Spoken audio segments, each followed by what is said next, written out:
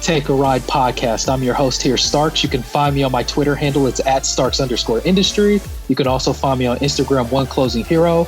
I'm not here alone this evening, morning, afternoon, wherever you may be in the fantasy world. I have the three-man running the wing, LT the Sage. How you doing today, brother?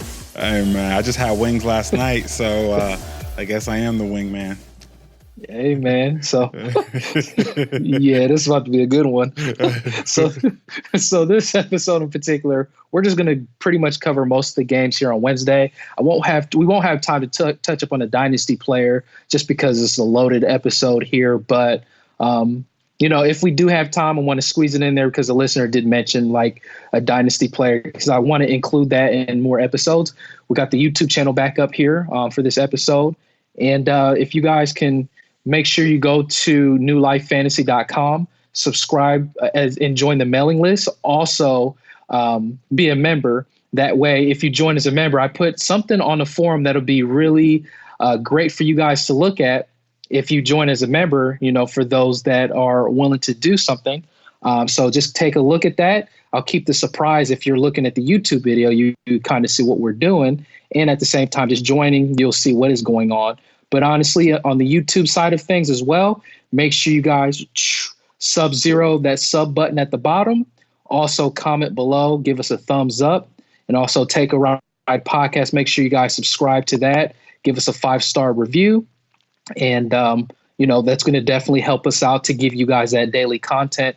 We want to provide that content in a, fast offensive pace, high volume. We deliver, not just fantasy basketball, football, and baseball. So that's on there as well. So with that being said, I'm ready to take people on for a ride. LT, I will pass you the ball to run that offense there, brother. Appreciate it, man. Appreciate it. Yeah. So we're going to start off with the Dallas Golden State game. And on my Twitter was blowing up. Luka Doncic, I think, had about 33 points in the first half in this one. I mean, this guy is. I mean, we highlighted him in one of our last YouTube videos, and he's killing it, man. I mean, he had 33 the first half, and then he got a rest. Dallas was beating Golden State so bad that they rested their players pretty much in that second half. So don't think the 35 is a letdown when he had 33. He's rested. This is a good game where he can rest and be good to go. He doesn't have to take any off days. Kristaps Porzingis also had a decent game, 6 for 14, 10 rebounds, double-doubles, and he got you back those slaps, 2 blocks. That's what we were talking about last episode. He needed to keep those blocks running. I said 1 to 2 each game, so I'm happy to see that. I'll take this line any day from Kristaps, especially only playing 24 minutes in a blowout. So that's all I have right now for Dallas. I want to just touch up on those two. Starks, did you see anybody on here that kind of pokes out? Well, the I wouldn't say the aforementioned, but the DeLon Wright situation is still rough for those fantasy owners in particular, with only 15 minutes. With a few decent stats behind it, not really, honestly, 3 assists and a steal and 6 points. We were kind of talking about him in the last episode to kind of, drop him in a 10-man league, and it makes sense in that aspect. Just like I'll say this about Luka, you covered it.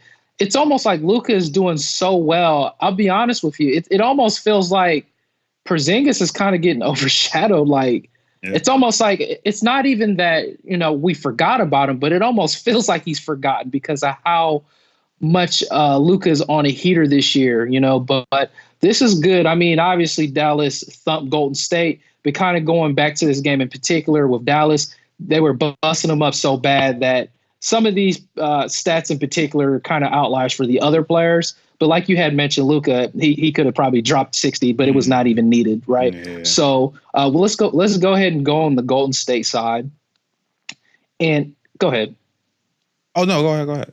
Oh, so go ahead, brother. Yeah. So just to touch up real quick, Garlic Jr., your guy, he had 20 points, but Seth Curry. And not Steph Curry, Seth Curry is ouchies right now, and so it looks like Garlic Jr., who we like to call Tim Hardaway Jr., got the start, and he scored. He took away with it 4 snipes, 6 for 7 from the field. If you did a spot start with him in those point leagues or redraft leagues, you love to see it. 4 assists. Didn't get you any stock sets, but guess what? That's nothing new. He doesn't do a lot of those stock stats, but 20 points in a points league format on a spot start, you can't do any better than that. Keep your eyes out for any Seth Curry injury related news. It looks like he may miss at least one more game, so just keep that in mind. I'm going to go ahead and move over to the Golden State Warriors matchup, and we have a Eric Paschall sighting. And I have to mention this, Starks. I wasn't able to make it last night, but Birkenbag, my guy Birkenbags went off maybe 5 points close to his career high. This guy is having, and Birkenbag is Alec Burks, by the way. My God, he had a game last night. Didn't do fare so well tonight, though. 3 for 11, 1 snipe, 4 for 4 from the charity, 4 rebounds, 4 assists, 1 steal. Not terrible, but not what you're looking for off the heels of that crazy game yesterday. Anything on here sticks out for you, Starks? Actually, since you missed the last episode, here's a question I threw at Jacob, and that we both had to answer it. I don't know if you caught it, but let me throw this question at you, too. This is going to be interesting. For this redraft year, who would you rather have, Eric Paschall or Jared Allen this year? Ooh. Yeah, that's tough. Wow. I'm going to give you some time. I'm going to give you some time to think about that, and I'll go through the players, and then I want you to come up with what you think there, because it was a tough one for all of us. But Glenn Robinson III, yeah, I'll pass him. He's okay. From time to time he'll do well. Kai Bowman, the bow tie man, he definitely got the start. 32 minutes. These are decent stats, right? 16 points, 2 assists. You expect a little bit better things from him, but for a streaming option in a deep format, it makes sense. Your guy, the pool shark, he was low key pumping up the volume coming off the bench with decent minutes, 11 points and 7 assists, which was an interesting, handy tool to get.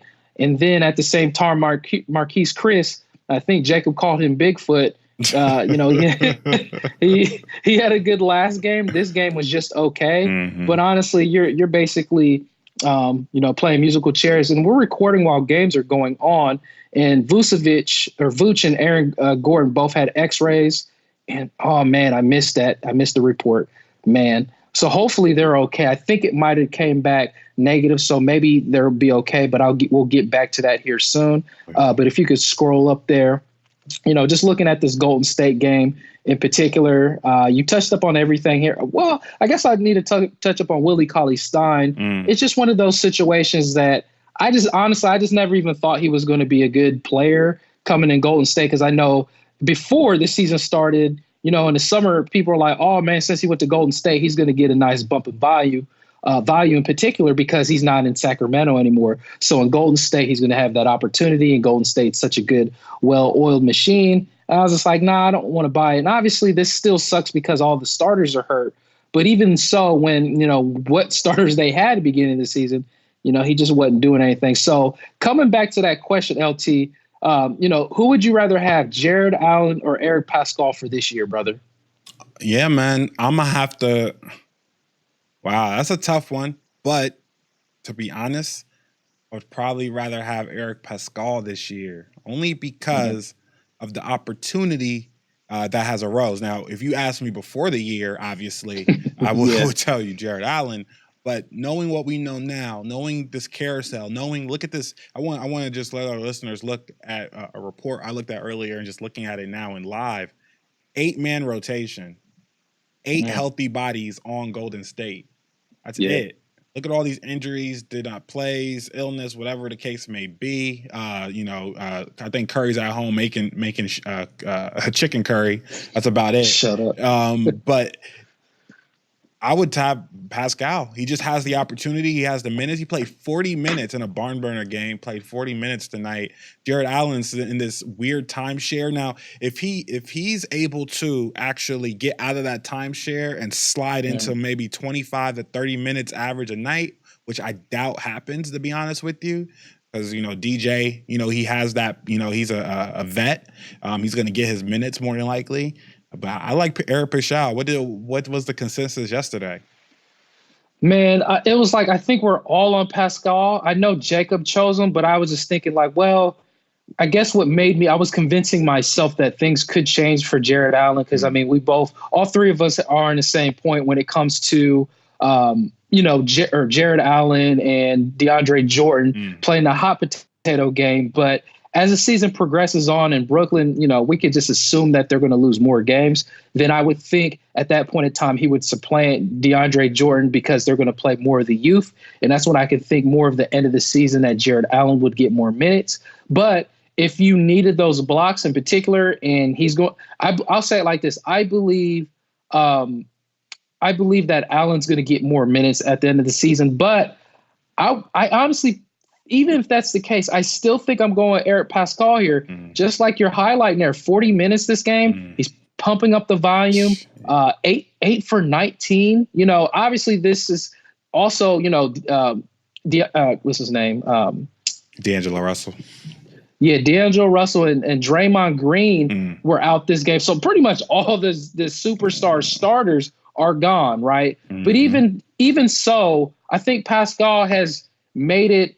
He solidified his role as a starter. The charity stripe wasn't good, 5 for 9, but the 7 rebounds, a steal, and 22 points. And going over some of the stats the last couple of games, what me and Jacob was highlighting on, he's getting the minutes, 30 plus minutes a game the last 3 or 4 games. So it seems to be about right. Now, obviously, the last game, he didn't get the minutes per se, but he's been pretty consistent around hovering the 30 minutes. So that's a nice sight to see. And he's scoring the points. One of those games, he dropped 30. So in that aspect, I'll be honest. If you're in a dynasty format and you somehow picked him up, as LT would say, you're probably smiling from ear to ear right now. So we can go ahead and go to the next game there, brother. Perfect. So I'm going to go ahead and split over to the Cleveland-Miami game.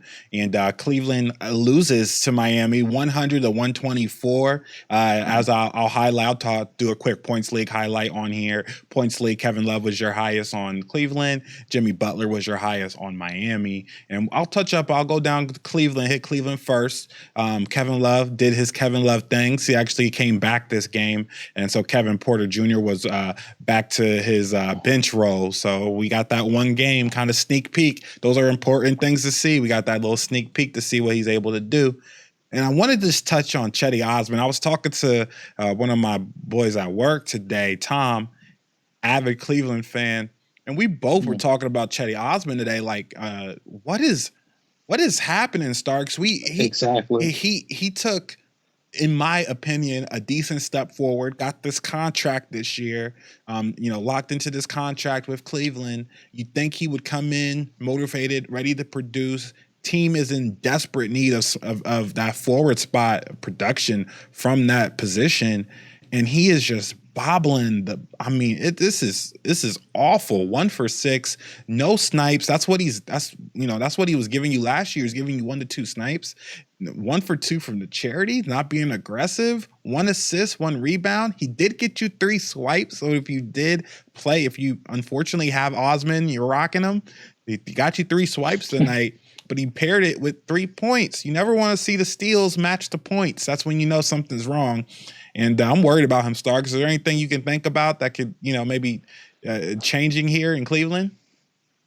I'm unfortunately, I feel bad because I remember maybe about a year and some change ago, I felt like he was going to be in recording while games are going on. So the X-rays is negative on Aaron Gordon's ankle. So that's positive news. Okay. So we'll be looking on the Vooch information here shortly. But Cedi Osman, I really thought he was going to be a breakout player last year. Because of, Cleveland also still being a wasteland team last year. And even in the summer league, LT, he was practicing, obviously LeBron had went to the Lakers, but in the summer he was practicing with LeBron and some other stars in the summertime. So you would think, he's going to make the step up in Cleveland. Kevin Love was, injured a lot last year in particular. So you thought Cedi Osman would have the opportunity. And then also what you had mentioned, signing that contract, you thought he was going to make the next step forward, but it's like he's taken 2 steps back. And honestly, Kevin Porter, I can't believe I'm saying this now, but I would rather have Kevin Porter Jr. than Cedi Osman in the future. Now, that's not to say Cedi Osman cannot somehow bounce back, but how he's looking these last games, he's not taking the shots. It's really frustrating. If you're an owner of him, you're in a deep format. Obviously, in your shallow format, he needs to be in the waiver wire. But in a deep dynasty format, you got to do the best that you can to hold on to him and just hope things will turn around. But honestly, as this time progresses on, I don't think so. And then obviously, Tristan Thompson didn't play this game, so Larry Nance got the start, 6 for 12. Nance is good if he gets the minutes. 9 rebounds, 2 assists, 16 points. And he does it, and especially in a points league, he gives you those stats in particular. Kevin Porter, Jr., like you had said, Kevin Love is back. Garland Jr. 2.0, Darius Garland is still not doing it. I still believe in him. Hopefully better days are to come. And that's all I have on Cleveland side there, brother. Yeah, I'll touch up on Colin Sexton, one of my points dandies. He is still, I want you to guys understand, he is still producing very well in points formats. He doesn't, in those category leagues, he's a point specialist at, he's giving you those extra points, and that's great. But in points league specifically, he's doing awesome for me, really keeping consistent on just scoring for this Cleveland team. And they're a team that's devoid of scoring, right? They don't really have too many scoring options, really. So that's good to see. Nobody on the back end, really. I saw Zizic kind of, get in here with about 14 minutes. But again, Tristan Thompson is not playing. So that's probably why he saw the extra run. But I'll go ahead and go to the one team that matters. We really want to talk about, and this is the Miami Heat team. Now, I'm going to talk about Jimmy Butler's stat line, okay? Jimmy Butler, he forgot it was Halloween's over, and he put a very long beard on, and he decided to go as Harden for Halloween, but it's not Halloween anymore, right? 3 for 16 from what is he doing? What is he doing? But then look, 2 of the 3 shots were threes. That's the most un-Butler-like line I've ever seen in my life. And then look, 13 for 13 from the charity stripe. So you're telling me you couldn't hit 13 out of 16 of your shots, but you hit 13 of your free throws? What are these numbers? 5 rebounds, 5 assists, 2 steals, 4 blocks, 21 points. He had 3 shots. He has 21 points. I've never seen – this is the most Harden-esque cosplay I've ever seen in my life, and Butler gets it done. Now you hate the Heat in category leagues. This is taking your field goal percentage awfully. This is bad, but everything else you're probably looking pretty decent and nice. You love what he brings to the table outside of his point scoring and his percentages. So I'm gonna switch the rock over to you. Other than that donut by Myers Leonard, I think there's a Dunkin' Donuts that you want to touch up on. Oh, yeah, Dunkin' Donuts Robinson had himself a game. All of his shots, believe it or not, LT, I'm sure you see it. He took all of his 3-point shots, and I think he made 7 in the first half and set some type of record for. I don't know, it was weird, but this is one of those outlier games. But hey, you got to take notice of it, dropping 29 in particular, and we are recording while games are going on and information dropping. It looks like Vooch, his X-rays came back negative too, so that's good. But I would still expect we'll get to the Orlando game here shortly. But before we do that, I'll kind of explain on who you can potentially grab if they were to miss time. But coming back on to and then trainers are looking at house parties left shoulder. So hopefully your boy, hopefully he's okay. No. Miami coming back to this game. Bam Adebayo, Bam Bam Bigelow, like I like to call him, had an okay game. But the 4 steals, man, that is crazy. And he's been returning like top 25 and better value, which is crazy this year. Now, I don't expect him to be that good. So if you want to sell him high like hotcakes, I can understand that. Now, that's not to say I didn't think Bam Adebayo was going to be good this year, because I believed he was. I had considered him as a top 50 player or a little bit better in that aspect. But, Jimmy Butler, you highlighted on him. Kendrick Nunn. He didn't play a lot of minutes, but, it's okay. He still had himself a solid game with 11 points and other stats behind that. And then kind of looking at the bench here, your boy, the hero, Tyler Hero, he came through 9 for 13, 4 snipes, 3 rebounds, 3 assists, scored 22 points. And again, it's going to be hot potato, musical chairs. And even the Dragon had himself a game, right? 6 for 13, a snipe, 4 rebounds, 6 assists, 13 points. So and now your boy Daniel House is going to the locker room. Hopefully he's okay. The Dragon, Tyler Hero, and Kendrick Nunn. It's going to be literally musical chairs with them. And honestly, we have to still take notice of Winslow. Winslow hasn't even been playing either. So, that's going to put more of a shakeup of Miami. But as you said, Miami is actually an exciting team because of all the talent there now. And they're 10-3 this year. And it's almost like, we like, talking about it, but it seems like they're just kind of under the radar in the NBA currently right now. Seriously. Their guard play is just out of this world. And, we were a little worried about them. A lot of those losses are earlier in the season. But as soon as Butler came back, he's really changed that team and that makeup. And, they don't even have Winslow. They're not even at 100%. And so this is just like Clippers. It's crazy. They're doing really well on that east side. Looks like they're back. Looks like Miami is back. So I am going to switch over we'll go ahead and go to this Detroit-Chicago game. I think that one actually just finished. Yeah, that's right. Detroit-Chicago. And Detroit looks like they got bopped 89-109. Jeez. Top points leaders in each game, Detroit, Andre Drumsticks. And who is that? Harrison. I don't know who that is. Starks may know. That looks like a Dynasty dandy. Shaq Harrison? Yeah, Shaq. Oh, Shaq. There you go. Okay, I understand now. Okay, I know who that is. Shaq Harrison.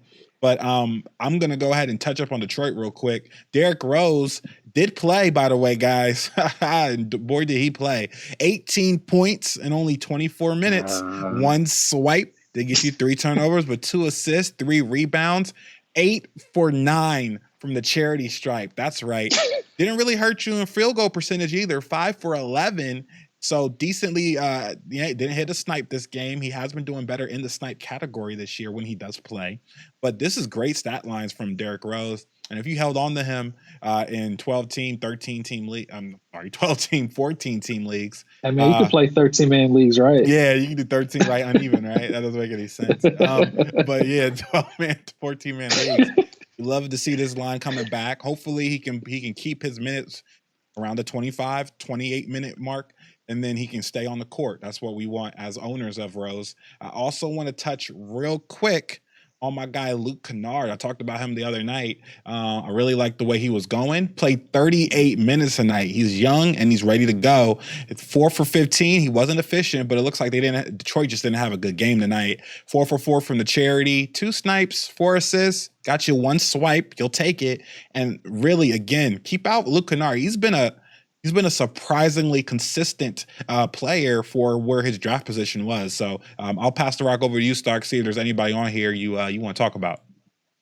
Yeah, I mean, it's a bad game kind of across the board with this team. You know what's funny is Langston Galloway's been holding value this year. We've been overlooking him in particular, but I just don't. I mean, it's just that name in general. It's almost like it's gross in the inside, but sometimes you got to take the value for what it is. And obviously Blake Griffin, he's pumping up the volume, but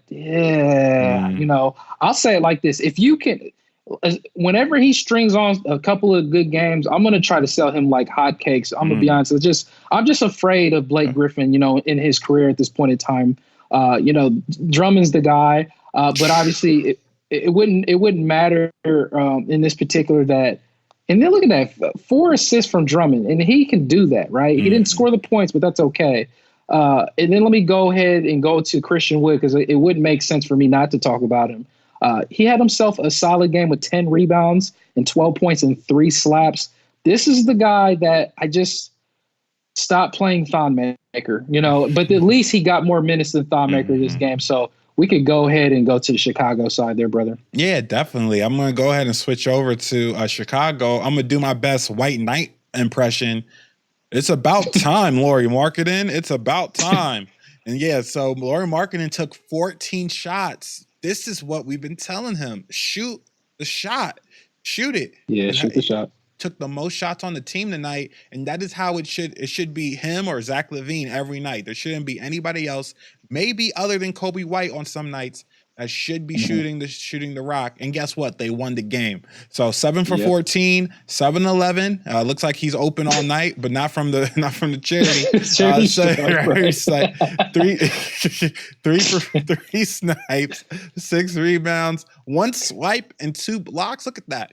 You shoot more shots, you get more involved in the game, you start giving more stock stats.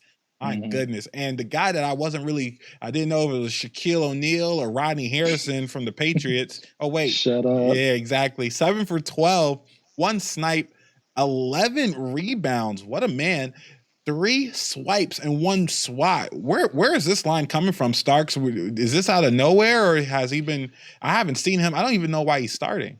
He could potentially get you the stats. It's just about if he can get time on the floor. But this is more of an outlier game because it just seems like, Chicago, obviously you got to think, Otto Porter's out in this game also too. So Shaq Harrison is an okay player, right? And Kobe White also, he's just coming off. He was a little bit, he had a little owie in this game in particular too. And what if what if I was to tell you this here, LT, and I wish Jacob would know, and honestly, he probably, if he was on, he would know now. What if I was to say the best person on Chicago in 9-cat category wise before this game was Chris Dunn? Would you guys believe me? That is crazy. Dunn. Chris Dunn. Ooh. He was the best player from Chicago yesterday with all of the games that they were playing, obviously before this game. But you're like, where's the value coming from? It's the steals, it's the assists, it's the hustle stats that he's been doing.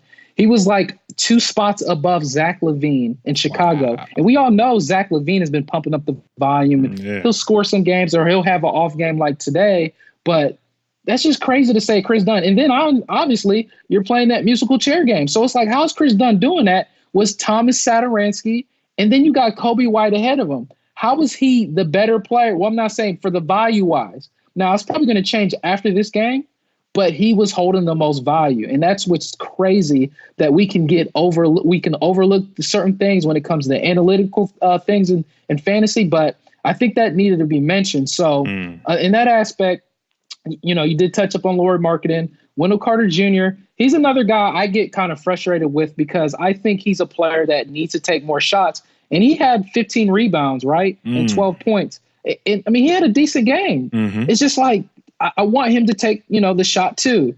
But like you said, Lauri Markkanen, we've been kind of harping on him hard. Like, just be a man, take the shots. Just like stop playing around.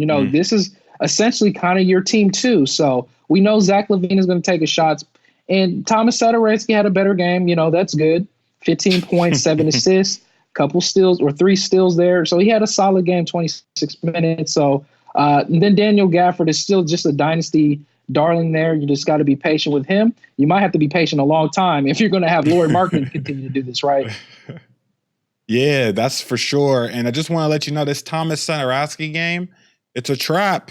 Be careful with lines like this because as far as the games are concerned, and it looks like we lost Starks here. And so we're going to try to make sure to get him back on here.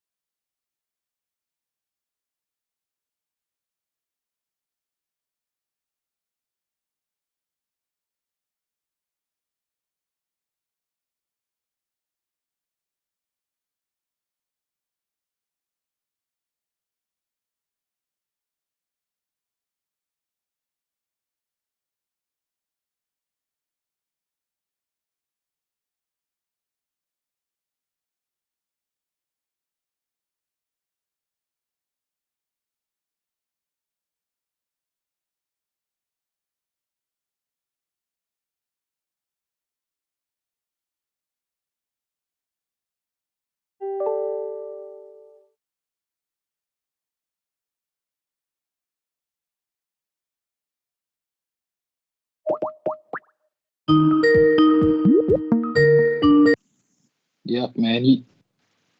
Let's Yeah, see. Hello. I'm here. We got your Okay. back. Yep. Oh, we still live, Oh, baby? we still live, baby. I got you. Oh, yeah, sweet.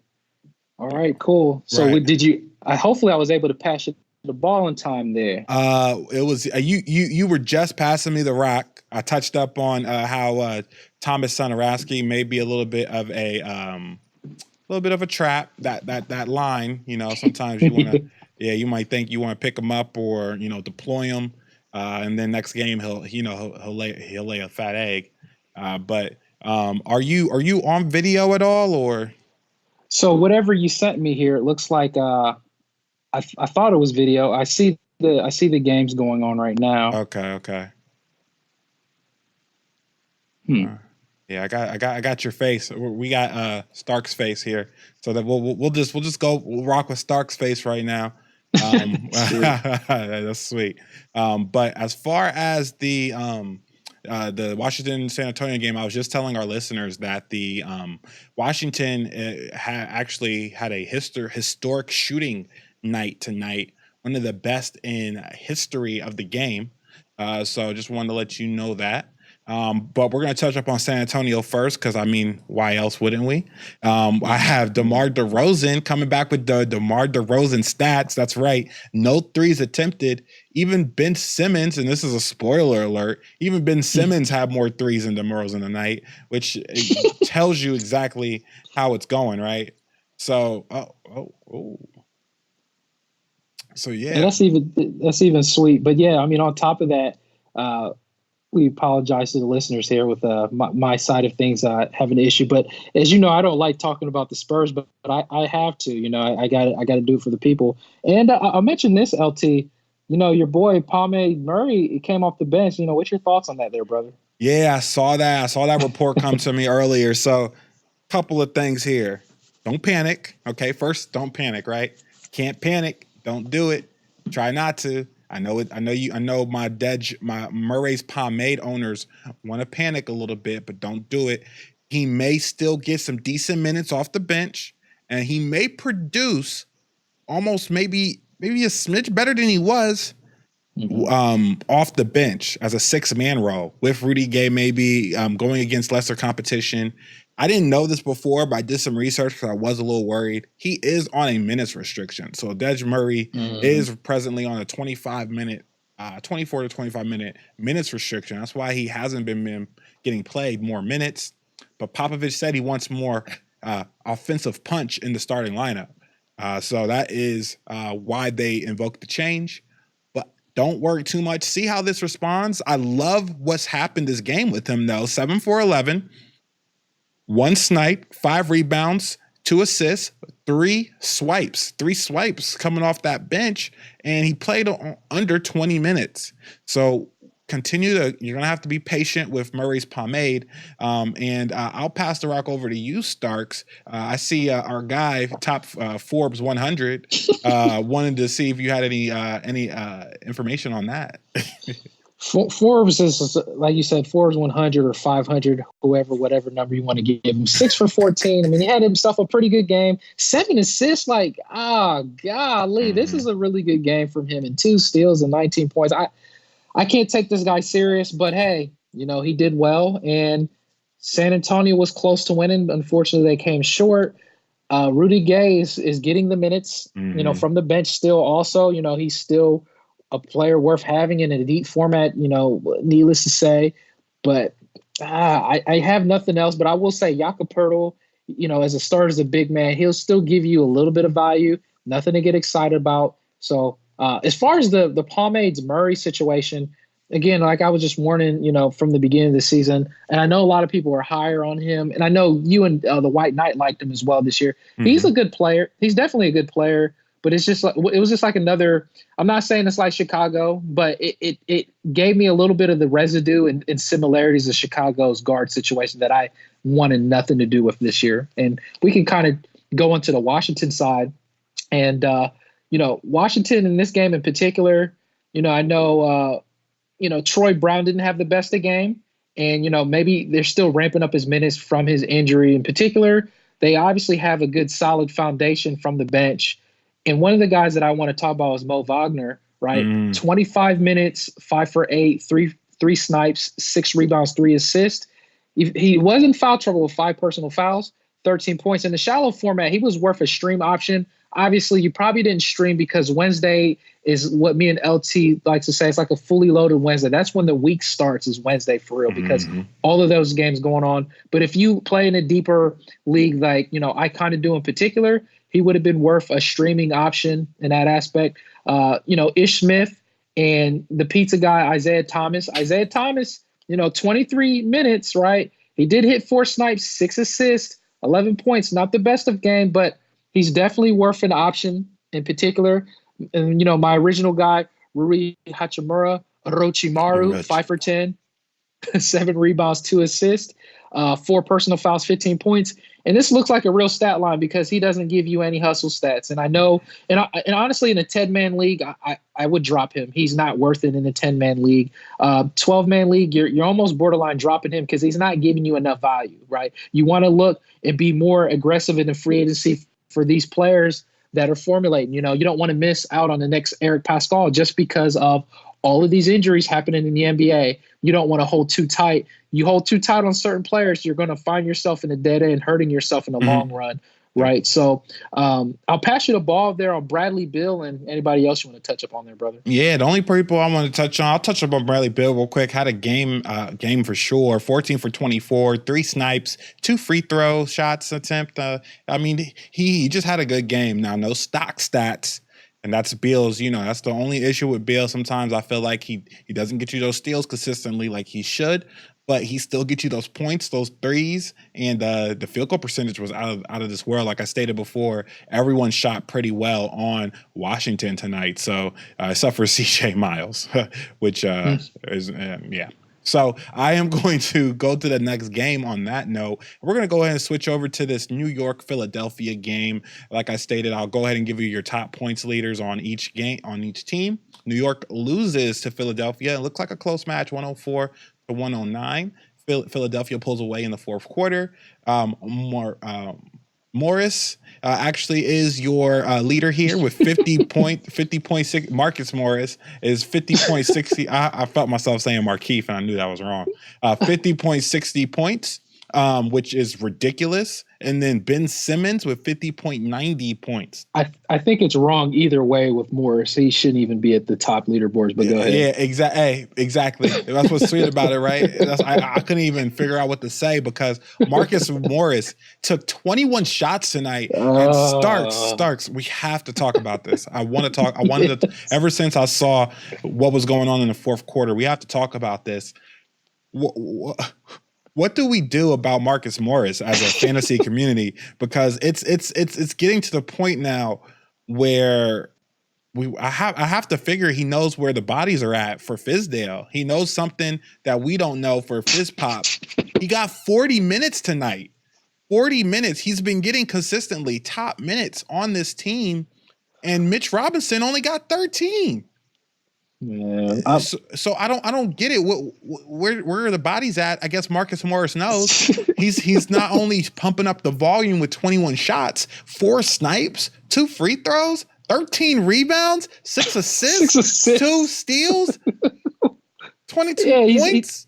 He's leading the team with assists too. Like, it makes me sick. Go ahead, man. Yeah.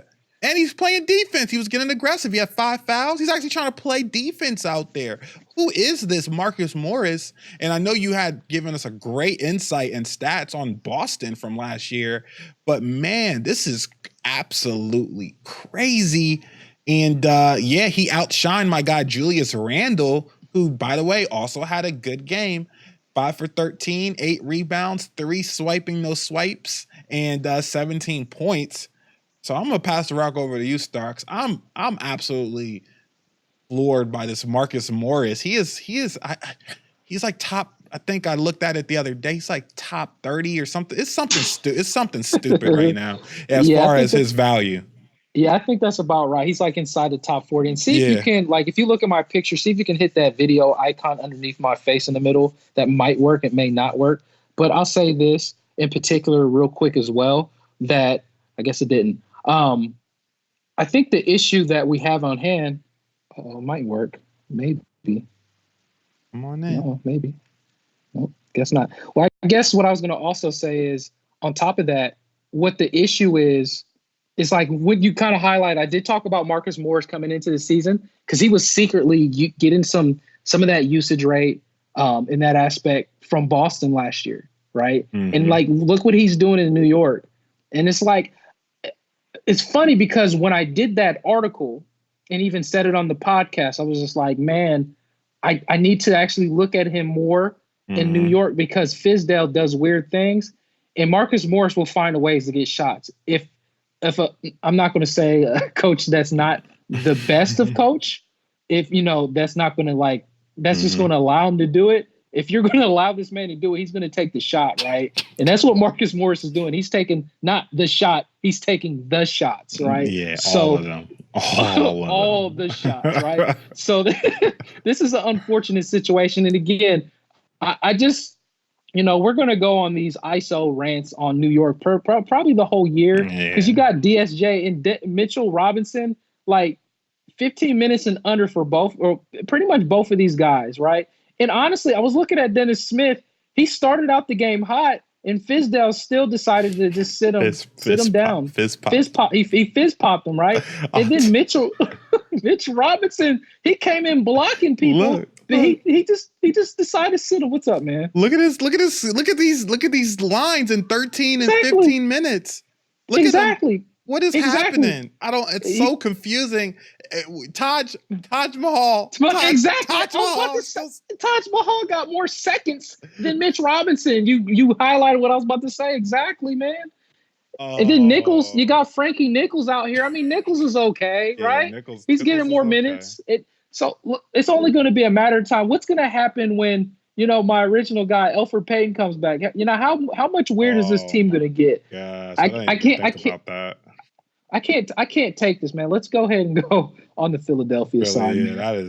Yeah, that center position in New York is like a head scratcher, just making me confused. All right, we're going to switch over to Philadelphia, and I'm going to go ahead and touch up on a couple people here. Al Horford with the line that we all expected him to have. He had a crazy 3 to 4 game stretch there, but he's kind of going back to where we expect him to be at. Now, as Joel Embiid had himself a game, wasn't as efficient as you want to see from Embiid, and that's something that has been missing a little bit this year is his efficiency. Used to be a super efficient player, but he's doing okay. But you want to see him kind of get a little bit closer to that 50% area. And then we have 8 for 12 from the charity stripe, 12 rebounds, 5 assists, 2 blocks. And I'm telling you what, man, that's what we want to see more of from Joel Embiid as well. And 23 points. Also, I have to highlight it, right? I have to do it. 7 for 9. 7 for 9 from Ben Simmons. 1 snipe. So White Knight, we're 1/3 of the way. I think we said 3, right? I think it was 3. I think he came at his neck and said he's going to get under 5 this year. Oh, under 5. Okay, so we're at 1/5 of the way. We got a long season to go, White Knight. We got a long season to go. 3 charity stripes, 7 rebounds, 13 assists. He was dishing the rock tonight and got you 2 stock stats and a steal and a block. So he had a great game. My recent pickup of Korkmaz, guess what? It went horribly tonight. 1 for 5, 0 for 0. Of course, the game I pick him up and play him, he does awful, right? 16 minutes. I don't even know. I'm disgusted. I'm gonna pass the rock over to you, Starks.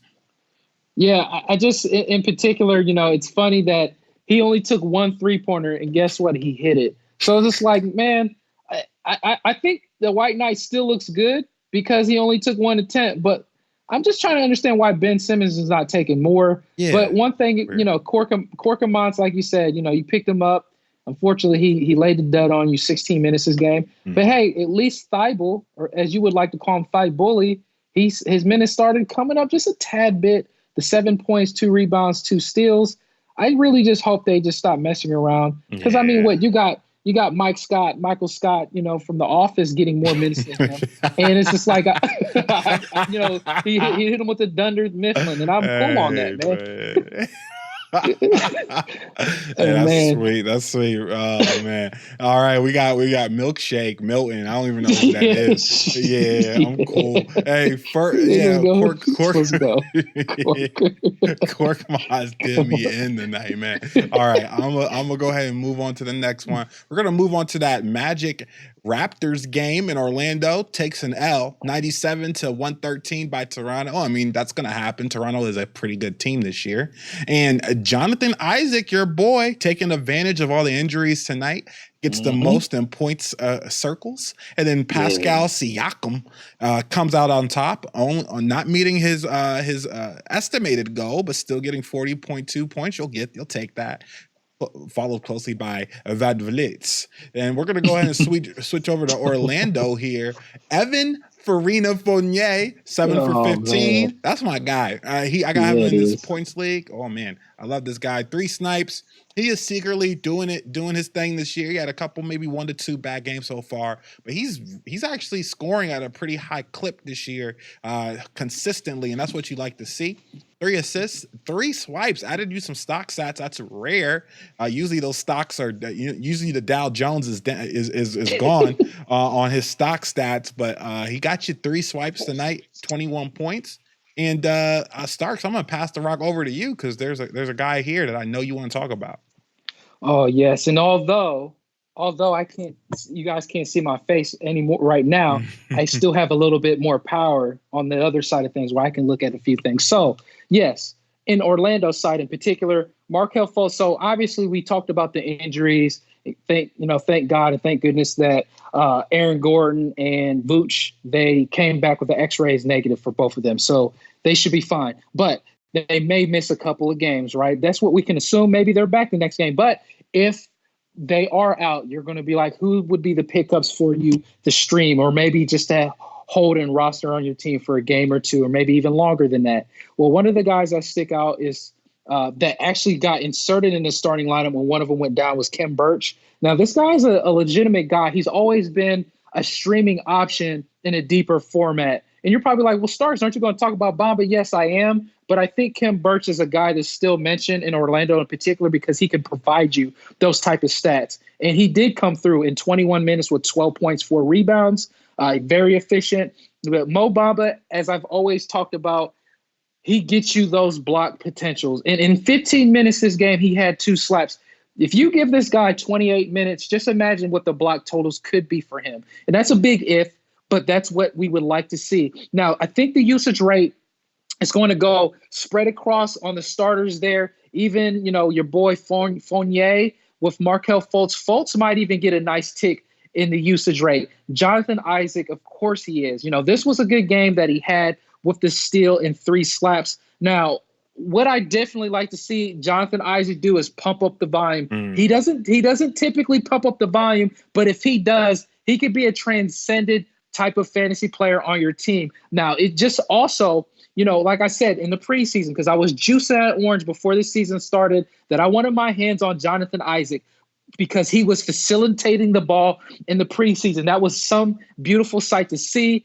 With the 3 assists tonight, that's not too bad. But if he even stays around that range, that's going to make me smile.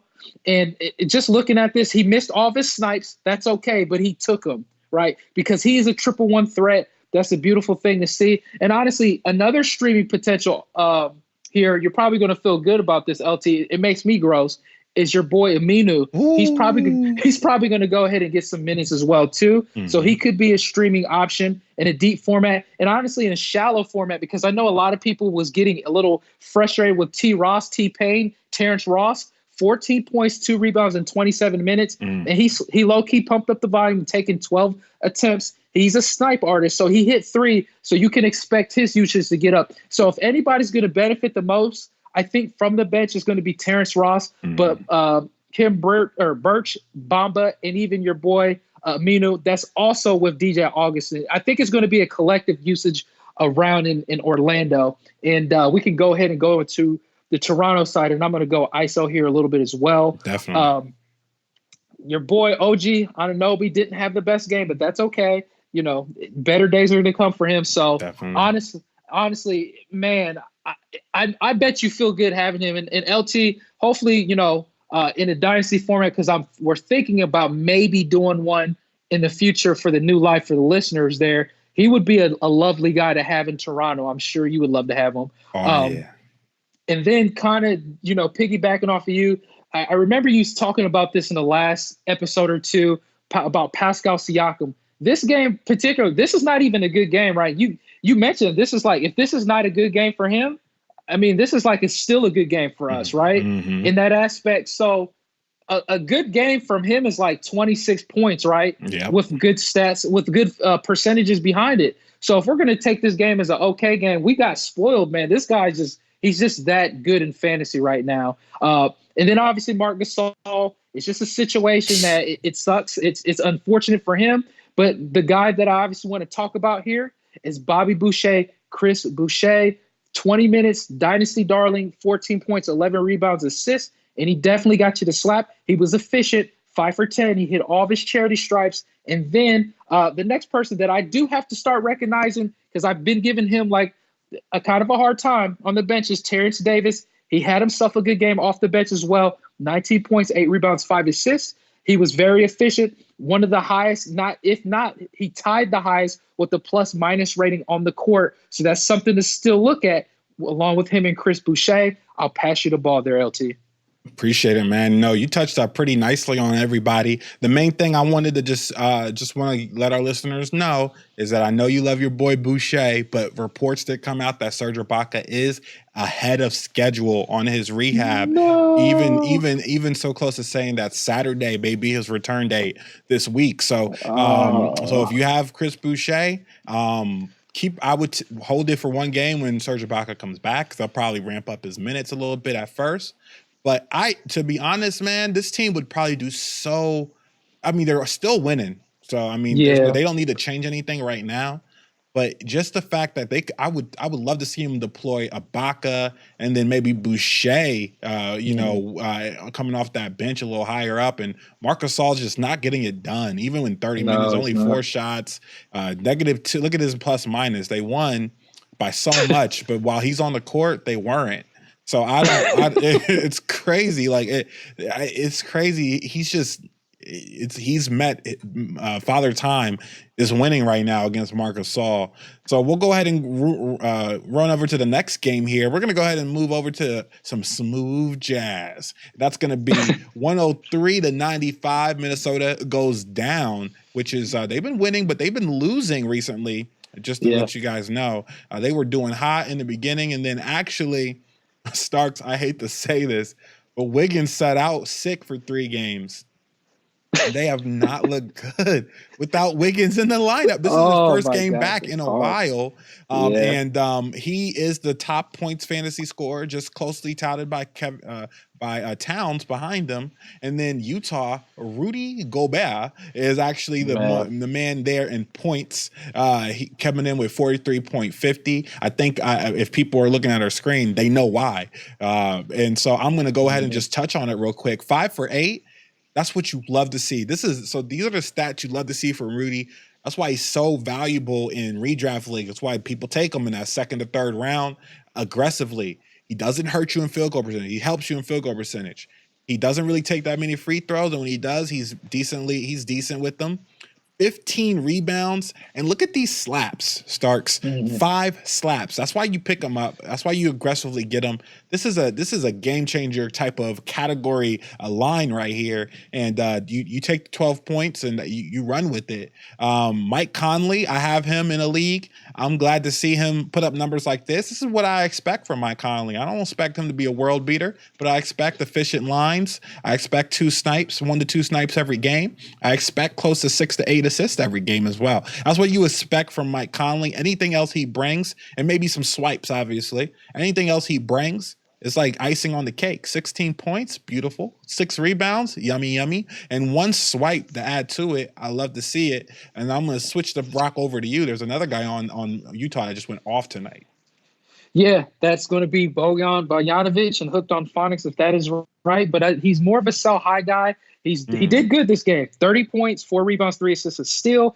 Very efficient, 9 for 18. Close to hitting all of his charity. He took 11 snipe attempts, hitting 6 of them. Definitely good. And I'm going to go ISO real quick on Gobert because I gave him a hard time. It's crazy because the thing about him is, looking at his stats the past few years, I was kind of getting on his case because I was like, man, where has his blocks been? It was almost been like it's drying up. And it's like it's almost like the last couple of games after I kind of gave him a hard time, he's been getting his block rate up because the last few seasons, he's always in his career, he's always been a 2+ block game specialist throughout his career. This year, he has only averaged 1.5 blocks. And what I always say about big man, if you're not getting certain big man, if you're not getting those blocks, then who are you? And that's why I give Mitch Robinson a hard time. That's not to say they're not good players because Gobert is also a good player. But this is a beautiful sight to see, just like you had mentioned. The last couple of games, he has been on a burner because in the beginning of the season, he was hovering around the 54 range in a 9-cat category league. The last 2 weeks, he's been 24 ranked. Last week, including this game, he's probably going to be inside the top 10, right? And the last week, he's been averaging over 3 blocks. With this game in particular, soaked in and locked in, he's averaging more than 3 blocks. So this is definitely a good sight to see. But honestly, I'll go ahead and get back on Donovan Mitchell. He's been very inefficient, but what I care the most about is pumping up the volume, and he is definitely fitting the bill. What I was concerned about with Mike Conley was like, well, we know Mike Conley's good. Obviously, he's been struggling this year. But I just kind of like, well, maybe he would take away from Donovan Mitchell. But I also thought about maybe Mike Conley will kind of help him to progress or at least be the teacher to the student in that aspect. And he has been, feeding him and, giving him I'm sure he's been speaking to him in the huddle, trying to get him to take over the team. And he's definitely warranted it, right? Now, he was a negative 11 in the plus minus department. That sucks. He was 9 for 24, very inefficient. But there's going to be better days to come. If you're punting field goal percentages, he's going to be a top 25 player or better. So that's something that's beautiful to me. Now, I know a lot of people are kind of gave up on Joe Ingles, and it's unfortunate. I mean, he's more of a 6-man. And honestly, in a 10-man league, 12-man league, you're cutting bait. You're looking for other talent. I think this is the year that he's finally kind of going down. And Royce to 5'9". I don't know how he's getting starting minutes or even starting in particular, but hey, he's still starting. The Minnesota side we can get back into. And just like what you had touched up on Andrew Wiggins, it's crazy that they – I can't believe I'm saying this. They need him, right? they definitely need him. I never thought that. And although he only made 1 snipe out of 10 snipes, I'll say this. I just don't even remember Wiggins used to doing that. But if he's taking that many snipes and pumping up the volume like that, I'm all in. This almost looked like a realistic stat line of one of his good games last year. I wouldn't expect because I don't see any hustle stats behind it, right? I don't see any steals or blocks. I see those empty stats. And then obviously I don't know why they're still deploying Travion Graham, but hey, they want to do that in starting lineup. Have no idea why. Towns is kind of starting to just do mediocre, and it's kind of hard for me to just swallow my pride and say it. I'm just like, you're better than this, right? Take more shots, demand the basketball. You wasn't even the second highest as far as taking shot attempts. You had Culver's ice cream from the bench take more shots than you. Demand the ball, Towns. You're better than this. And Towns, you also are a player that gets assists. You're not doing that either. So, I'm not putting an APV out, but I know you're better than this. So I'll pass you the ball there, LT. Anybody else you want to touch up on? Definitely. I will. I know he's been mediocre for the last couple of games. They haven't won a lot without Wiggins in the lineup. And this is supposed to be Cat's team, right?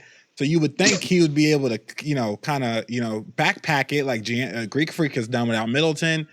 He's not backpacking like you would think he should be able to do without Wiggins, but I will give him a pass this game.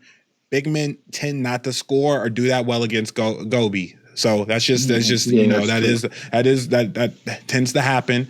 But secret agent, man, I'm gonna try to hum it for the listeners. Secret agent, man. That's covert ops. 4 for 5. Look at this line. This line is beautiful. Other than the free throws, but this line is beautiful. 4 for 5, 1 snipe, 3 rebounds. But look at these stock hustle stats: 2 steals and 3 blocks. Just secretly, that's why we call him covert ops, because secretly your competitor is going to look down and say, how did he get all these steals and blocks? And Kovarov has double digit on the week steals and blocks for some odd weird reason. And then how can I go without talking about Culver's ice cream? 4 for 14. He actually started this game off super hot Starks, and I was like, okay, let's go. And then he cooled down, as you can tell. I think he was like 4 for 4, then missed his next 10. But he had 4 rebounds. I love to see just him jacking up shots like this. I'm surprised that I'm surprised he's not starting, but I guess Wiggins is back and they're kind of healthy. So Culver's is going to be kind of that 6-man rocking on that team. And so we can go ahead and move on to the next one. I think the next game is the Milwaukee Atlanta game. Mm-hmm. And your regular, looks like it's your regular guys here at the top. What you expect? Nothing new here under the sun. Milwaukee wins 135-127. Giannis, the Greek freak, goes in for 54 points in points leagues, and Trigger Young, 47.40 points in points league. So those both guys went off tonight, and I got to go with Milwaukee. We got to go ahead and touch up on Eric Bledsoe. I know you want me to talk about Greek Freak, but hey, Eric, I got it, okay? You DM'd. I know you DM'd me a couple of times after I talked bad about you, and you said, hey, just watch me work. And hey, I'm watching you work, man. 8 for 17, 3 snipes, 9 for 11 from the charity, 7 rebounds, 5 assists. He's ball handling, right? 6 turnovers and 1 block. And he had 28 points tonight. Eric Bledsoe in 25 minutes. He's on a tear. And man, this is crazy. He's doing so well right now. He's really filling in for Middleton pretty well while he's out. And Starks, I'm gonna have to admit this. I'm not happy about admitting this. But I have picked up Curious George in multiple leagues. I have picked him up. I don't want to admit it, but I guess I put on my yellow suit and yellow hat, right? And I'm looking for Curious George, taking him to the park, and hopefully he can bring me home some bananas. He didn't do too crazy tonight, but 3 for 6, 1 snipe. I mean, he didn't hurt me. I guess that's better than nothing. I'm gonna pass the rock over to you, Starks. Hey man, welcome to the Curious George hillside. Listen. You know what's funny is, like, at the same time, you know how it is. Like when you play a video game, for instance, you always have that character, that fun character that secretly you secretly like him, but he's a joke, right? Yep. Kind of reminds me of that guy. What's that guy? Is it? I think that no, it's not Guy. It's like Dana Beaky off of Street Fighter, right? Yeah, it's just like he just does the weak stuff, but somehow it gets the job done. George Hill is just there, and he's getting the job done, right? But let me just go back on a player that I've been mentioning as a streaming since Malcolm in the Middle, not Brogdon, but Malcolm Middleton's been out. Dante DiVincenzo, and I've been speaking about him the last few episodes in particular. But he's definitely worth a stream with the handy stats that he's providing, and obviously Wesley Snipes. He had a better game, unfortunately, right? But Eric Bledsoe, every time I hear Eric Bledsoe, I always think about Terry Rozier when he called him Drew Bledsoe in the playoffs. I don't know if you remember that or not, LT. I do, man. That's the best. And then obviously we won't talk about too much about Greek Freak, like you said. He did a Greek Freak things, and it's funny, like you were saying. They're deploying George Hill as the 6th man. I mean, he typically is at this point in time. Yep. Going on the Atlanta side, man, DeAndre Hunter, this guy, I really like him. And it's not to say he's going to be a good fantasy player, but I just kept hearing the coach gushing over him over the summer, saying, they like him a lot for his defense, and his defense alone is going to give the strength and presence on that team in particular. And this game, it may be a little bit of an outlier, that's fine, but I'm going to take him 27 points, 11 rebounds. He was very efficient, very good at the free throw line, hit all of his snipes. Jabari Parker, now there's a ticking time bomb on him. It's low key. Now, that's not to say he's not going to hold by, because I'm sure me, LT, and even Jacob were talking about, it looks like Parker is still going to hold some value even when John Collins comes back, which is true. But we can also consider Parker to take a nice bump down in minutes, right? So just expect that to happen. So if you're in capability of selling high in a shallow league, redraft league, then I would try to do so if you can. Trey Young had himself a good game. And what's funny is this Damian Jones guy that's been playing it in this center spot with this time. He's been doing okay. It's just unfortunate that Alex Lynn is just not the guy that I thought maybe he could be in a deep format. So you could just cut bait. If you're in a very deep dynasty league, don't worry about it. He's probably going to be on your watch list. He's one of those guys you'll drop, and then like later in the season, you feel like someone else will pick him up, and then he'll explode on you, and you're gonna feel those regrets. But that's just how it is, unfortunately, in fantasy. And Vince Carter's still getting minutes. Now, this is the type of player I will always stream just to stick it to somebody if I have a comfortable league, because Vince Carter is just here and he's like, 41, 42? Exactly. And then Cam Reddish had a good game. And honestly, Cam Reddish started out hotter than Hunter this game. But, this is just a nice sight to see for what he did. And Atlanta was pretty competitive against Milwaukee. So maybe Hunter and Reddish will get a little bit more shine even when John Collins comes back. So that'll be a nice sight to see moving forward. Bruno Fernando, in a dynasty format, you would think he would get more minutes, but they just maybe don't see something right now. So I'll pass you the ball on any other games there, brother. No, yeah, I have nothing else on the Atlanta game. I think we covered that pretty well there. Good job there, Starks. And then, yeah, man, I don't have or see too much else as far as games. I mean, we do have the Charlotte.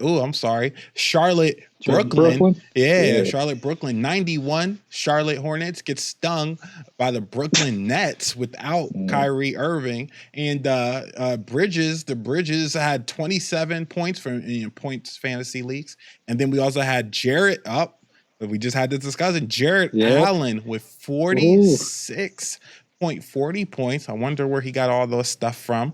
But Charlotte, we're going to start on him. We're going to start on them. And then we do have a Miles Bridges showing here. 5 for 13, 2 snipes, 5 rebounds, 2 steals, and 1 block. Got you those stock stats tonight on 33 minutes. So he did pretty well. I am going to touch up a little bit quickly on PJ Washington. Only played 12 minutes, got into huge foul trouble in this game. Reports came out wondering if the coach is worried about him, and the coach did employ some belief in PJ. So if you are, if you do have PJ the projects out there, keep him out there. Keep an eye out on these type of games. Looks like he just got into foul trouble, but Nicholas Batum's minutes are ramping up, so that's something to keep an eye on. He has that vet card that, those vets sometimes are able to get inserted into lineups or time. So just to keep an eye out for that. And I'll switch over to you, Stark, see if you had anybody else you want to talk to. The Monk, right? Malik Monk, and his minutes is on the rise, which is good. As Lewis would say, they're on the rise. 13 points, 3 rebounds, 2 steals. And it's always good to get minutes off the bench, especially when Nicholas Batum is around. So maybe Charlotte is starting to get a little bit of confidence in Monk. Obviously, Monk is going to be inconsistent throughout the season. Devontae Graham, he's pumping up the volume. Honestly, it looks like, and I'm just going to go ahead and say this, it looks like he's probably going to be better than Terry Rozier on this team. It's crazy to say that, but it feels like it right now. 17 points, 3 rebounds, 6 assists. And honestly, LT, I feel regretful because I have Devontae Graham in none of my leagues right now, and it hurt. You don't either. It hurts, man. So this guy, I think, is the truth, man, and he's the real deal. Look at all the snipes he took. He took 10 attempt snipes, hit 4 of them. That's okay. Terry Rozier, that's not to say Terry Rozier isn't a good player, but he had a decent game, 18.6 rebounds and some stats behind it. He was very inefficient, 5 for 14 as well. Cody Zeller, although he keeps starting, he gets you the streaming option type of stats. So I'll leave it there. Dwayne Bacon, again, we kind of talked about him. You cut bait with him. It's unfortunate. Now, he will come back inconsistently with a random couple of games and be hot. So just stay on him as far as like on the watch list. And it's funny because we talk about starving Marvin. At least I think I did a couple of games ago, and he like exploded. But then this game, he just laid eggs. And then we go to the Brooklyn side of things, and the Prince of all Saints, Taurean Prince. Oh man, it's always good to talk about Prince. 20 points, 8 rebounds, 4 assists, a steal. He was 6 for 15. He hit 4 snipes. And the guy that you like to call Dinwiddie, I'll pass you the ball on him, and if you could talk about Allen and whatever else you want to talk about there, brother. Definitely. By the way, I see 101 points. Joe Harris, that's a guy that I'm going to be keeping my eye on in redraft formats. Thought he was going to break out. Did play the minutes. He had a decent game a couple nights ago, and he had 3 for 12. The shots just weren't falling. Did get 2 snipes. The shots just weren't falling for him tonight. 3 assists, 1 swipe.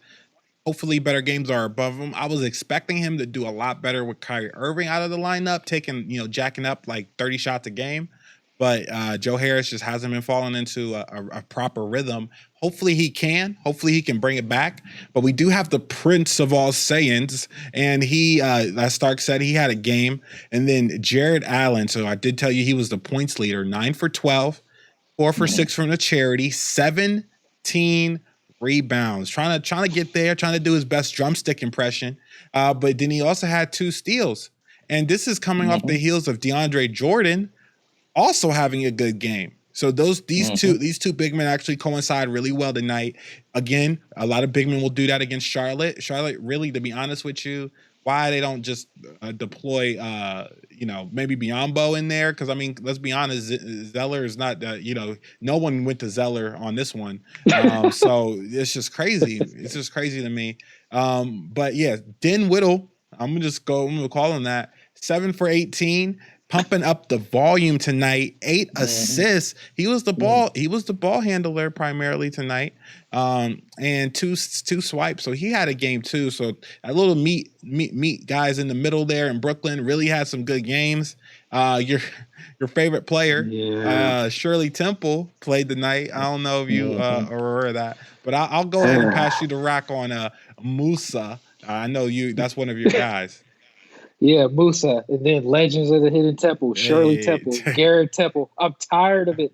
30 minutes. Hey, they won the game, so I guess I can't get mad. But yeah, Musa, you knew I was going to talk about him. I just hopefully, he'll get some more opportunity and playing time. A stat that I need to look up, LT, I need to do a little bit more research and look at, see if Jared Allen and DeAndre Jordan, see if they were on the court at the same time. I need to dig in and look into that, because maybe they were particularly a little bit in this game, but honestly, maybe they wasn't, because the minutes were very, they were close to, what is it total? Is it, I think it was about 45 minutes a game in the NBA. Is like, okay. So it almost looked like it was just that spot. I don't know. Maybe they played a minute or two next to each other, but I would just wanted to see how they were on the court. And I want to see how the plus minus rating was when they were on the court together. That'll be an interesting stat that I need to research on. But looking at this in particular, you covered everything else. I got nothing else in particular, man. All right, let's make sure we cover all the rest of the games. There is one that's just finishing up that we can touch on before we do the clutch shots, I believe. And that is going to be that Houston-Denver game. Houston getting beat right now by Denver, but Denver is a good team. Not to say they're not a good team, but Denver is beating Houston right now, who's seemed like world beaters the last couple of nights. And the Rockets are, let's see who's winning. James Harden not having, he's actually playing really well. 8 for 16, 4 snipes, 7 for 10 from charity, 7 rebounds, 7 assists. Now he has 8 turnovers tonight. So I want to see how juicy those Nuggets swipes are looking when we look over there. But 3 swipes, but he has 3 swipes, 8 turnovers. But that's just crazy. 27 minutes. Russell Westbrook having a decent game tonight as well. And one of the things we were all talking about, and I know Dan House Party went down. He's partying too hard lately these last couple of games. But one thing we want to talk about is the bench, right, for the Rockets. Some streaming options that we had talked about, and it's just weird how this team, Austin Rivers hits a 3. But Austin Rivers is getting most of those minutes there as a 6th man with pretty much everyone healthy. How do you feel about that back end bench area with Ben, McLemore, and Rivers? It's really a mess, man, in particular. It seemed like they had it. It almost seemed like they were kind of solidified of what they were trying to implement. And then obviously Isaiah Hartenstein was almost more in the rotation in that aspect too. So, and then Clemens, I expect him not to get the minutes, but as far as Rivers and McLemore, it seems like they are going to be the bench mob, essentially, as you would say. So I don't know. The bench is not too strong for Houston. It's going to be rough for Houston this year as far as most likely they'll probably make the playoffs, right? But I guess, who's going to give them that massive punch? Now, Ben McLemore, he'll hit some snites, and also Rivers is okay from time to time, but a lot of inconsistencies behind that. PJ Tucker, Project Pat, I just 5 points, a rebound, and a steal. It's crazy. He always does well, though, in 9-cat category leagues, super under the radar. There's nothing really else to say in that aspect. But I guess I got to talk about Clint Capella because I've given him a hard time in his whole career. Now, although it was only 12 points, he did have 21 rebounds, a steal. But I do say, where the blocks were at for Clint Capella because you expect them. Now, you had mentioned going on the Denver side, who collected those steals? Who was the thief? It was Jamal Murray, something he doesn't really do. Jamal Murray had 6 steals. It's probably from Harden, right? Like all crazy. Of them. Like literally all of them are probably from Harden. That's crazy, man. That's absolutely crazy. And that's a game changer right there for you in the week if you have Jamal Murray to have that many steals to kind of boost you up through the week. And see, that's the thing that I think one of the main things in fantasy, especially in the 9-cat category league, if you get the massive steals or the massive blocks from a player, that's a game changer for you. And that's why, your cheat code is, it's the cat or the dog or whatever, the rabbit's out the hat, right? When you get a player, someone like Mitch Robinson, right? So you're like, okay, Mitch Robinson gets you all those blocks. And that's why, the hype train was behind Mitchell Robinson because his block potential could be even 3+ a game because of just his talent alone. But if he doesn't get the minutes and if he doesn't get the blocks, then that value that you paid a premium on is not, and that doesn't happen for you. That's where it sucks. And that's where for those Mitch Robinson owners are at. That's why I was just warning for those listeners, just be careful when you pay the premium because that is unfortunate. Like I said, I'll eat my crow on DSJ, but there's no way I paid that much of a premium because DSJ, he was ranked 200 ADP in Yahoo. But anyways, getting off that, that rant there, Jamal Murray had himself a game, the 9 assists, the 6 steals, man. Now, he was super inefficient, but I don't care because the 9 assists and 6 steals was very, very, very well for me. And a player I want to mention real quick before I pass you the ball there, LT, is Paul Millsap has been under the radar pretty good, handy this year. I think he's been following like in the top 60 or better this year. Now, it's not to say it's going to be sustainable because it's not, but to get those 3 steals from a big man of out of position stats with the, the block and, 11 points and 6 rebounds. It's not nothing to get excited about, but he's returning value. And I know Barton, man, he's been a good pickup for you. So I'll pass you the ball there, brother. Yeah, where there's a will, there's a way. Yeah, shut up. Will Barton, 25 minutes only. He's been killing it. And those are one of the matchups I was really looking at the beginning of the year. He won out. He won out against Torrey Craig. He's the starter, 7 for 12. Getting that snipe for you, getting 7 rebounds, 3 assists, 1 swipe, and 15 points. He's just consistently getting it done for you on a night-to-night basis on this Denver team. And of course, it's at the detriment of your guy, Gary Harris. It looks like, and he even played more minutes than Will Barton, but Will Barton ends up with 10 full minutes more than Will Barton. Will Barton comes out with more shots, more rebounds, same amount of assists, the same amount of steals, and more points. So Gary Harris, man, I saw him play the other night. It looks like he's playing the same way he played before. Nothing really looks like changing. Hopefully things can turn around for our guy Gary Harris. But that's all I had. I don't know if you wanted to touch real quick on this Boston Clippers game or you just want to go to those clutch shots, Starks. Let's see. What's the timekeeper looking like here? Do you know? Oh, timekeeper's a little over. Ooh, okay, that's cool. I suppose. Well, I guess we can. I just want to look at something. Well, I was just say, look at the game real quick. If something sticks out, I will say this: that's probably important on the Clippers. And if you want to look at something that's important, obviously we're recording while this game is still going on. But Paul George and Kawhi Leonard, this is the first game they were playing together on, and Paul George is doing good, and so is Kawhi Leonard. Hopefully, good things will come. You're like, who's going to put this damper on this team in particular? Who's going to hurt the most with both of them back? Well, it's going to be Sweet Lou, at this point in time. And then Terrence Mann is a guy that I kept saying maybe in the deep dynasty format, you just take a stab. But honestly, there's going to be situations here that either Paul George or Kawhi Leonard is going to have rest days expected. So just be on the stream lookout for the Clippers. You're going to be streaming a lot. And if you want to touch up on Boston or if anything else on Clippers real quick. Just keep an eye out. This is where you get your sage eyes out and you take a nice little peek. And the main peak there is Mo Sislak. No, not the Simpsons. Mo Harkless. He actually is starting with that beginning unit. Now, Shamet is injured, but I don't think he's anywhere close to coming back. They don't need to rush him in any shape or form. So it's Patrick Beverly, Zubac, and then Hark, who goes there, coming in on the starting unit with those two perennial superstars. So you know what? That's good news. Now, will Hart give you any type of value? Maybe 14-team leagues. I can see him maybe coming in, but I wouldn't touch him in 12-mans or 10-mans until he strings maybe some more time or some more games together. So, but he did get 2 swipes tonight so far already. And then on the Boston side, not really anything really to talk about here.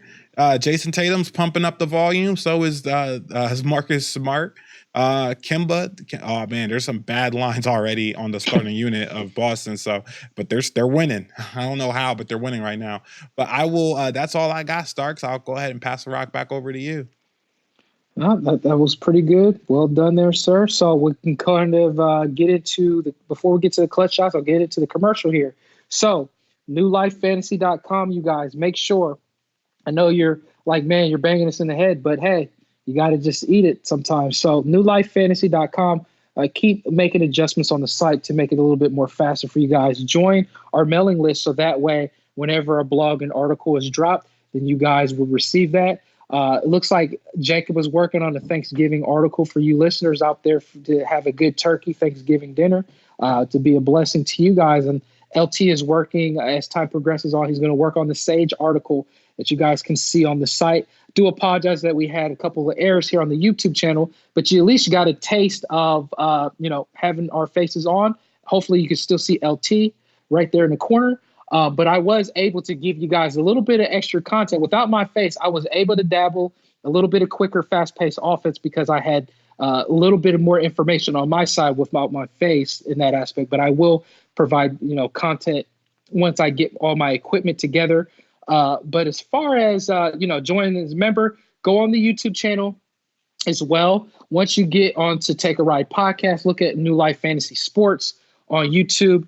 We just, you guys subscribe to that, hit the thumbs up button, comment below, because you comment below. And if you want something seen on the episode, me and LT will, and Jacob will formulate something for you listeners there. Just like I thought a comment was good about speaking on a Dynasty guy. Didn't have time to do it this episode. Obviously went into overtime, but it only makes sense to go over overtime because Wednesdays are pretty deep. We wanted to hit most of those games for you guys. Those are the stuffed burritos, as LT would say, type of games on Wednesday. That's really when the week starts in a massive way. So go to the YouTube site. When you do all that, then obviously, Take a Ride podcast. It's available on iTunes, Spotify, Google, pretty much all podcast formats. Go ahead and review. Hit that subscribe button. It helps us out. If you have iTunes, give us a 5-star rating. That's pretty much your commercial. So in that aspect, I will pass you the ball there, LT, if you have a clutch shot for the listeners, brother.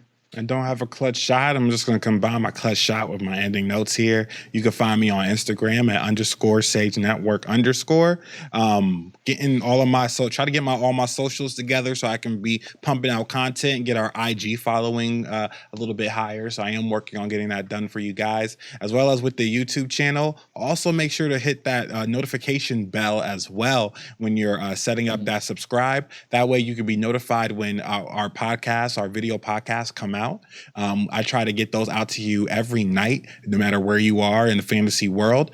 So you can get those in your drive to work. You can hear our lovely voices talking about fantasy in the morning. So I'm going to get this one out too, but make sure you hit that notification bell as well as the subscribe button. And we will make sure, and Starks does Sub-Zero. So I'll say, get over here, over to the subscribe button. All right. Back to you, Starks. Yes. So, just like he said, I guess my clutch shot is going to be a triple down, double down, as he would say. Hit the bell for sure. Even hit the bell and follow us on Twitter as well. So that way, because typically I think I've been doing more of tweeting on basketball in particular, yeah, that makes sense. We, like I said, we handle fantasy basketball, football, and baseball on the site. So go ahead and give me a follow. And if you guys ask me any questions, I definitely, get to you at a prompt time. So you can find me on my Twitter handle. It's @Starks_industry.